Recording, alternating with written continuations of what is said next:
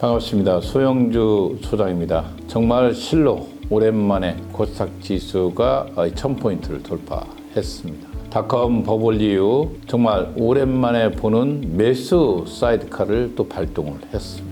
국내 증시 상승세가 코스피에서 코스닥으로 옮겨가는 모습을 보여주고 있습니다. 외국인과 기관 투자가 쌍끌이로 오늘 코스닥을 끌어올렸습니다. ETF 상품 중심으로 이 코스닥 시장이 활성화됐고 특히 기간이 2조 넘는 금액을 오늘 매수했습니다. 이재명 대통령이 대통령 후보 시절을 내세웠던 코스피 5천 달성 이후 다음 목표는 코스닥 3천을 제시했습니다. 인공지능, 우주에너지 등 핵심 기술의 기업 공개의 활성화, STO 같은 스테이블 코인 등 디지털 자산을 활용한 코스닥 시장 활성화 방안 등이 거론되고 있습니다. 코스피 5천 달성 이후 정부가 코스닥 3천 시대를 열겠다며 구체적인 정책 의지를 표명했고, 이에 관련해서 ETF 상품에 들어가 있는 150여 개의 코스닥 종목들이 일제히 상승하는 모습을 보였습니다. 이 뜻은 이 비상장 주식이 바로 코스닥 시장의 안착지이기 때문에 이 비상장 주식 시장의 활성화가 이제 내려오고 있다는 거 아니겠습니까? 그동안 코스피 시장에 의해서 애면되었던 이 코스닥 시장,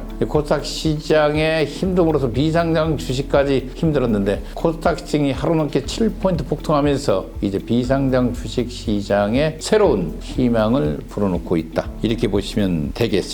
조만간에 국내 주식 시장도 아마 24시간 주식 거래를 하는 시장으로 변경할 건 누구나 알고 있는 거 아니겠습니까? 그만큼 시장 활성화 방안에 사활을 걸고 있습니다. 상법 개정과 더불어서 이 좋은 정책들이 이루어진다면 국내 주식 시장은 충분히 상승 여력이 있고, 그동안 재평가를 받지 못했던 국내 기업들이 제대로 된 평가를 받을 수 있는 기회를 맞이했습니다.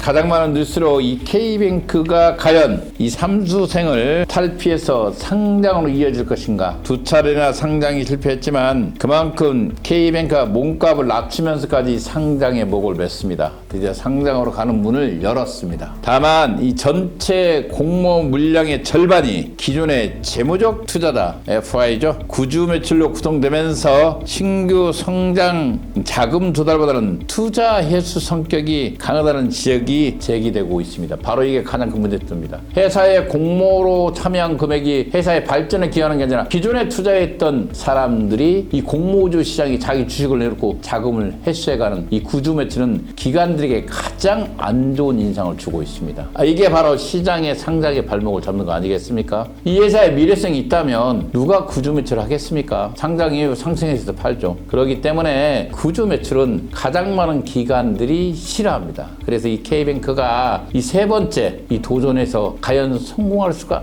있을까라는 의심점은 바로 이게 구주 매출 때문입니다. 그래서 현재 지금 비상장 주식 가격에서 형성되고 있는 K뱅크는 비이성적인 가격이다, 이렇게 보시면 될 것 같습니다. 저는 공모가도 이 3조 이상으로 책정된 이 공모가도 의아스럽다, 이렇게 말씀드리겠습니다. 또한 이번에 기업가치 상점 방식이 수익성 그대는 의문도 이어지고 있죠. 일본 라쿠텐 뱅크를 비교 기업으로 선정해 공모가 방어를 위해 유리한 해외 사례를 끌어왔다는 비판도 받고 있습니다. 업비트와 제휴 관계가 마무리됐을 때 K뱅크의 생존 전략은 무엇인가, 이런 것들이 아마 K뱅크의 발목을 잡을 걸로 보고 있기 때문에 저는 개인적으로 K뱅크를 비상장 주식에서 현재 거래되고 있는 가격에 절대 편입하지 말라고 알려드리겠습니다. 또 공모주 시장도 저는 개인적으로 K뱅크 주식에 대해서는 안 들어가는 게 좋다, 저는 개인적인 말씀드리고, 기관의 수요 측에서 밀릴 수도 있기 때문에 눈여겨볼 필요가 있다. 지금 상태에서는 절대 K뱅크는 편입하지 말라라는 말씀을 드리겠습니다. 올해 1호 공모주 시장의 덕양에너지가 이번 주 금요일 날 상장을 갑니다. 회사는 부생수소를 고순도 산업농수소로 정제해 공급하고 있는 회사입니다. 극동 유화와 설립한 합작 범위를 통해 S-오일의 단독 수소 공급자로 선정되기도 했습니다. 앞서 기관의 수혜측 공모가는 희망범위 상단인 10,000원으로 확정을 했습니다. 일반 청약에서는 1,300달 넘는 경륜을 기록했고 청약 증여금도 한 12조 7천원이나 모였습니다.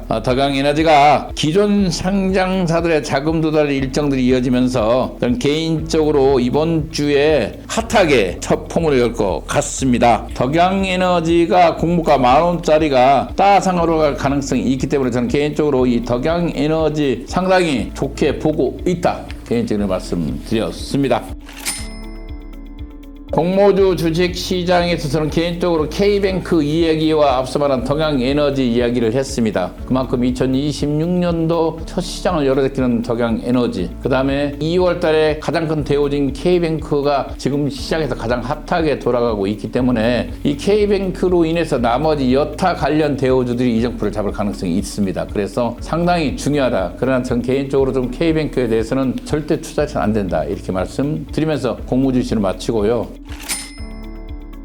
한종현의 시장을 한번 살펴보겠습니다. 두나무가 125건, 정말 거래량이 줄네요. 가격은 밀리면서 전체 거래량의 125건으로 1위를 차지했습니다. K뱅크가 155건으로 2위를 차지했고요. 그 뒤를 무신사가 228건으로 3위를 차지했습니다. 기본적으로 거래 전체 주목권으로 봤을 때 무신사가 가장 활발하게 현재 거래되고 있고, 그 뒤를 이어서 피썸, 야놀자, 비바리퍼블리카 이런 종목 들이 거래를 유발시키고 있는 것 같습니다. 대부분 보면 대형주 중심으로 거래가 이루어지고 있습니다. 앞서 말한 대로 코스닥 이 1000포인트 갔을 때 ETF 상품 중심으로 움직였습니다. 그래서 기본적으로 기관이 투자하는 상품에 코스닥 시장이 사는 것처럼 비상장 주식에서도 이 대형주 중심 안전성 투자가 눈에 띄게 늘고 있다, 이렇게 보시면 될 것 같습니다.